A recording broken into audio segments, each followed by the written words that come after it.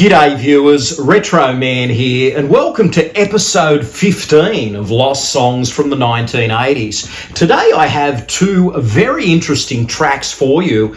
The first song is a bit of a wonder from down under. I mean, this song actually was featured as the theme tune to an Australian kids television program. Surely somebody out there remembers this one.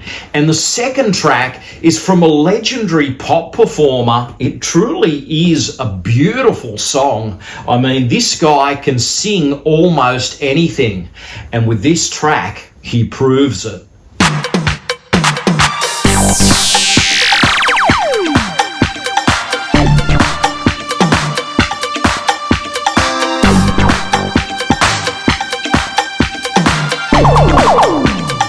Wonderworld from 1980 by John St. Peters. Man, this is an Australian song that later became the theme music for a very popular kids TV show called Wonderworld. That show was hosted by Simon Townsend, and this theme song really has all the elements of a pop favourite.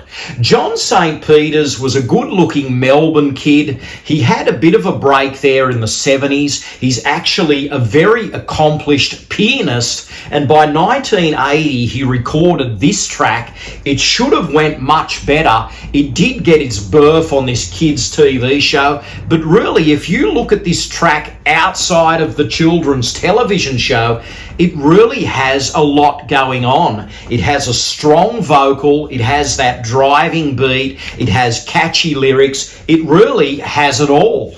Now, it's kind of sad to look at chart positions with this one because it entered the Australian charts at number 78, and that was it. It faded away, and I think that really, it's a disgrace because this song just offers so much vocally, instrumentally.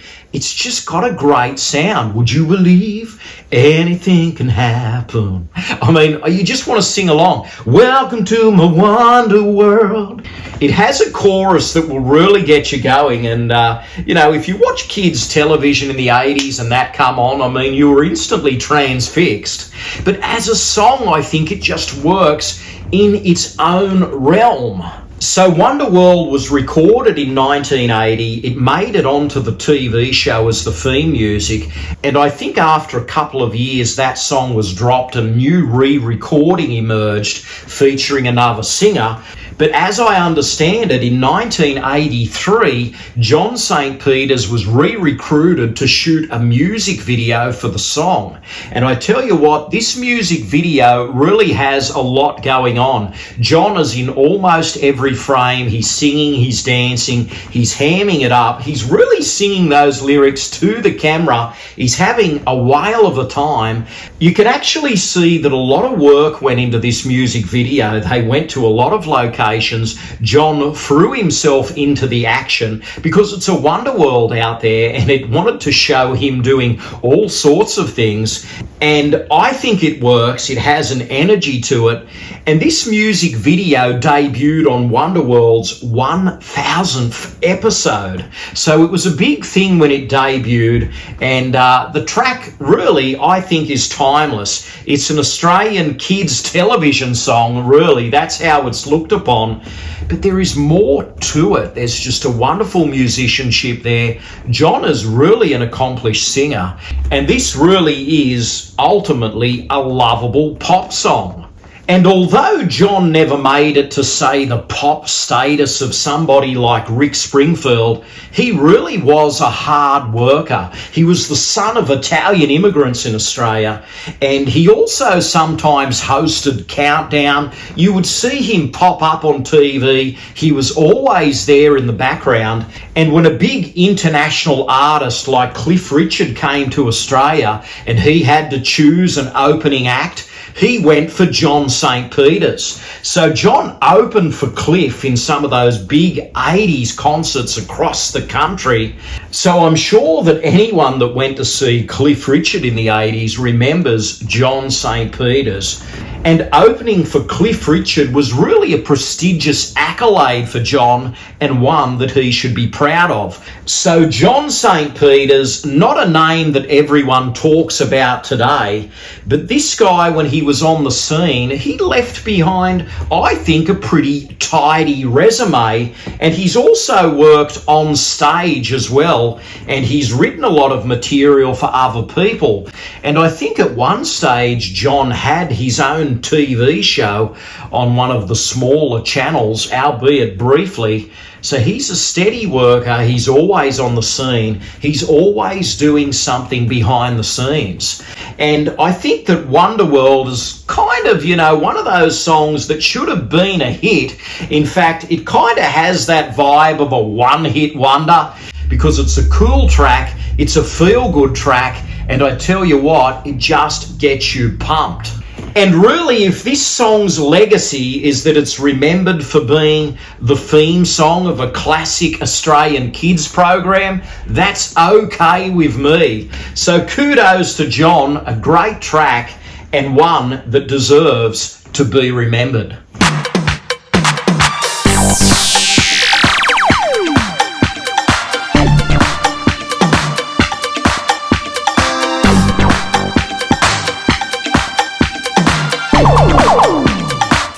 Remember Me is a 1987 pop song by Cliff Richard. This was the third single from his Always Guaranteed album. I tell you what, that was a fantastic album, and this song really doesn't deserve to be in the lost category. This is an underrated track that really should have went better on the charts. In fact, I was quite shocked at this song's performance. I think it only reached number 35 in the UK. I mean, Cliff is this British legend, and I tell you what, 35 is a little bit half-baked for a song of this quality. And in other parts of the world, it didn't fare that great either. I mean, I think it went a bit better in Germany. It made it to number 20. And when it came to Australia, it barely charted. So it didn't really show up much. But I do remember when this song debuted on Video Hits in Australia, I was watching it that Saturday morning when this music video dropped. And it really was great to see Cliff back with a new video. So Remember Me did play for a couple of weeks on Video Hits and then faded. But the music video is really, really well constructed. We have Cliff there, wearing the trendiest fashions of the 80s. He has a leather jacket. He's got those jeans happening.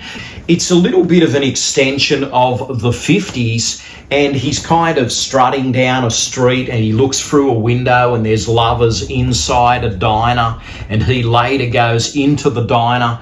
But I think this video has a wonderful set design.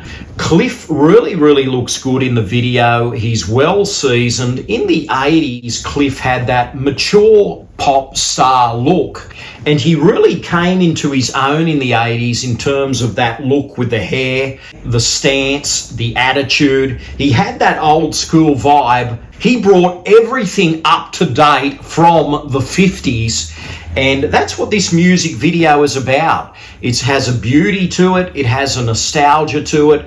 There's an air of melancholy, but I think Remember Me is a track that is understated yet powerful. So Cliff deserved a bit better. I'm sure Cliff was disappointed with the song's chart position, but push that aside, focus on the track and the music video, and Cliff should be proud of his work here. He looks great, he sounds great, and the video has this old school rewatchability to it.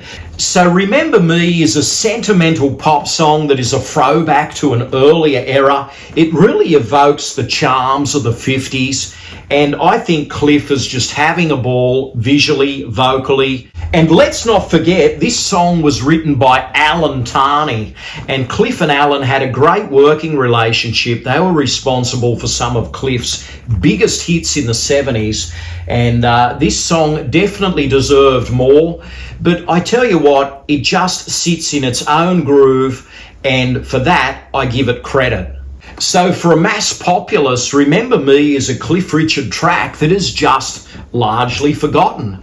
But for his fans, it's one of those underrated tracks that just is a deep cut in his catalogue. It kind of sits there.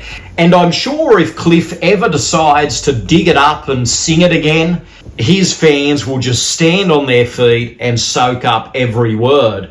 So Remember Me, largely forgotten, a poor charter, but really, with Cliff in the driving seat, this song is a winner.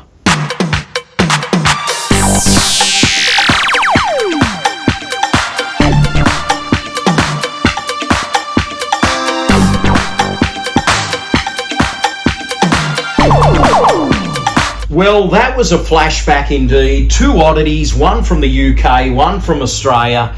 John St. Peter's, Cliff Richard, how can you go wrong? Two guys that actually crossed paths there briefly in the 80s. And tell me in the comments below, do you remember Remember Me? Do you remember Wonderworld? Tell me all of that in the box below. I'm sure there's Cliff Richard fans out there. And if you went to one of those Cliff Richard concerts in the 80s, do you remember John's opening act? Someone out there, I'm sure, will. So share your thoughts in the comments below. And as always, please like, comment, and subscribe. It really helps. It's been an absolute pleasure bringing you another episode of Lost Songs from the 1980s. And you will see me again very soon. Until next time, this is Retro Man, living the dream, retro style. Stay gold. Thanks for watching. Retro Man will return faster than a boomerang. But in the meantime, please check out these other episodes.